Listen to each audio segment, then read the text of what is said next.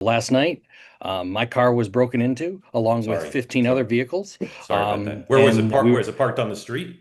no, we were in a parking lot. I'm staying, it's a hotel. We were all staying, and basically, we all had pickup trucks, so Yeah. they were They targeted because they were did, looking for guns and did they that bust type of thing. they break the window? How'd they break in? Yeah, they broke the window, side window came in through that. They did that to 15 trucks. Of course, Really, the really police it sorry. was yeah, and more so what my the point I'm making here is the police officer basically said, "Hey, do you want to prosecute?" Right? Fortunately, they were looking for guns, drugs, or cash.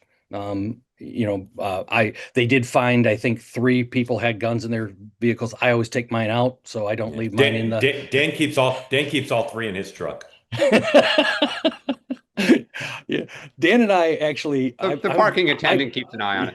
I voted for Clinton twice. I am a Bill Clinton Democrat. That's who I am. And Yeah. it's the party has left me, And unfortunately. tell us again where you live. I'm Nashville. in Nashville. Nashville. Nashville. But are you on vacation now?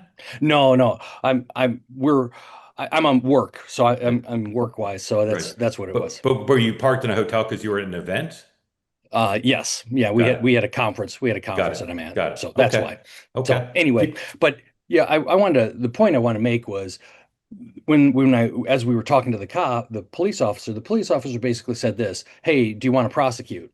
And in this case, Good morning, the everyone. I'm Megan the only Kelly. the only It's reason. Wednesday, September Oh, 10th. sorry the about o- that. Go ahead. yep, you're fine. The only reason we actually did that exactly. The only reason people did finally say, yeah, two people stepped up. I didn't because it wasn't, I'm just got to fix a window. It's going to cost me $700. Oh well, it's the inconvenience, those types of things.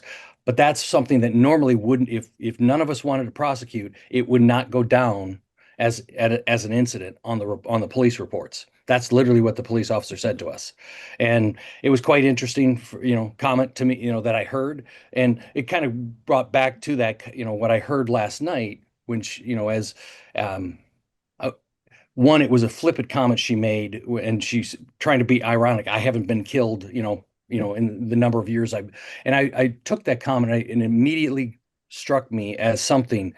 It's that intellectual arrogance that, from my perspective, that's what turns people off. That's why people have turned away from the Democratic Party. You can't make those kind of statements and be so flippant. It Yeah. is, Yeah.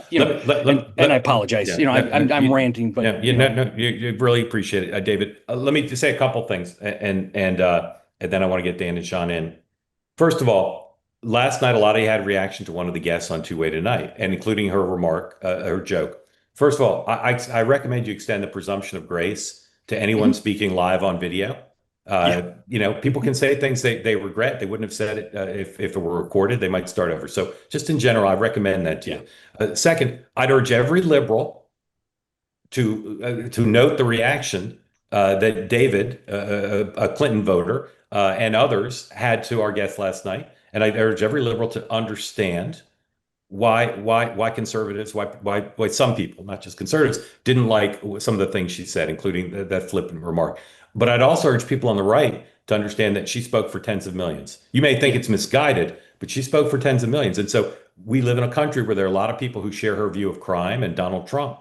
And so use it as an opportunity to learn. Don't just criticize yeah, her or ask why she's on the show. She's on the show because she represents the views of tens of millions. I want to get Sean and then Dan to respond to what David said, and then I need to give a word from our sponsor that I was supposed to give previously, but I got a lot going on here, and then I'm going to remind everybody of the rules, and we'll pick back up. Sean.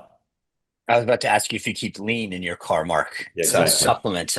Yeah. Look, I just think one of the things that I have found interesting about this entire crime discussion is, to your point, they are literally cooking the books on this. They are doing everything they can to obscure what's going on in cities by yeah, taking crimes off the books, or when reporting them, saying that a stabbing is a medical incident, not a stabbing. So yeah, for all of the discussions that we see in so many other areas about misinformation and blah blah blah blah blah, the idea that when I read these stories in whether it's the New York Times or Axios about how crime continues to go down, that's a lie. They are literally cooking the books in these cities, yeah, and the media is complicit in selling this narrative falsely to the American people after proclaiming themselves the arbiter of democracy and truth. So I get it. I had a conversation about an incident in my area not too long ago with some of the local police, and they were like, continue to call, make sure they document it, because and it's sad that you never had to think about it before, but in order to create the illusion that everything's okay, this is what's happening, right? So you're gonna find a situation where it says in Nashville, crime's going down. Well, and I don't mean to pick on Nashville, but that's what you said, David. And it's like, Yeah.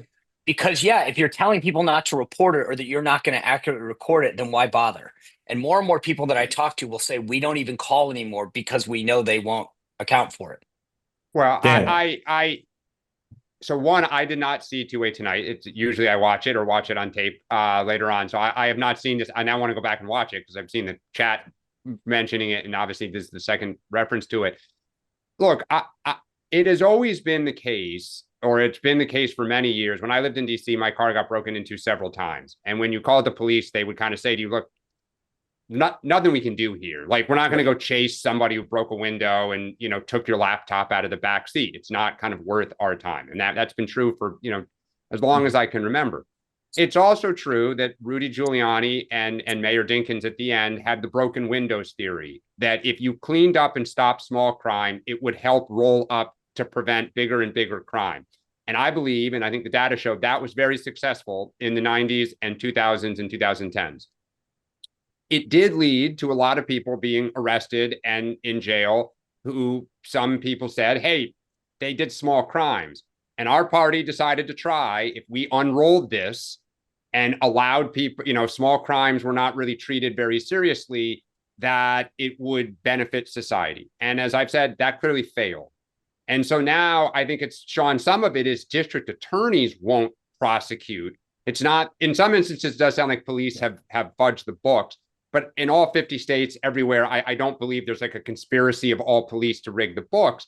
There's a frustration that district attorneys won't prosecute small crime.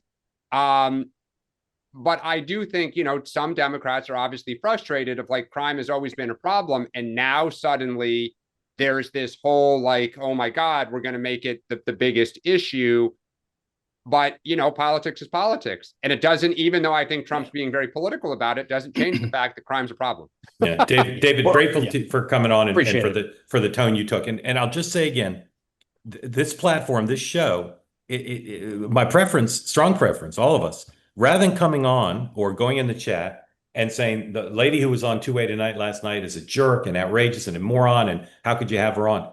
Again, she represents millions of people, tens of millions. And in fact, her point of view represents the way our cities, most of our big cities are being governed now, and where a lot of Democratic politicians think about crime. So we need to grapple with the country about the problem and to not listen to and question, come on and question her, to not question people who have a different point of view. I think is what we have now. That's what we have now, is siloed conversations. We're trying to have one big conversation. So I strongly urge you, I request you, I implore you, I beseech you, do not put smack in the chat about guests who you disagree with. If you're MAGA and someone comes on and represents tens of millions of people's point of view about crime, listen, come on and ask some questions.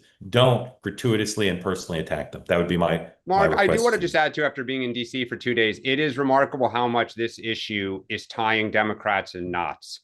Because I talked to several staffers who said, it was actually really nice to go into Union Station and see the markets full again, to see people in there, the homeless people out. Like, these are super progressive staffers who in public are like total, Trump is Hitler.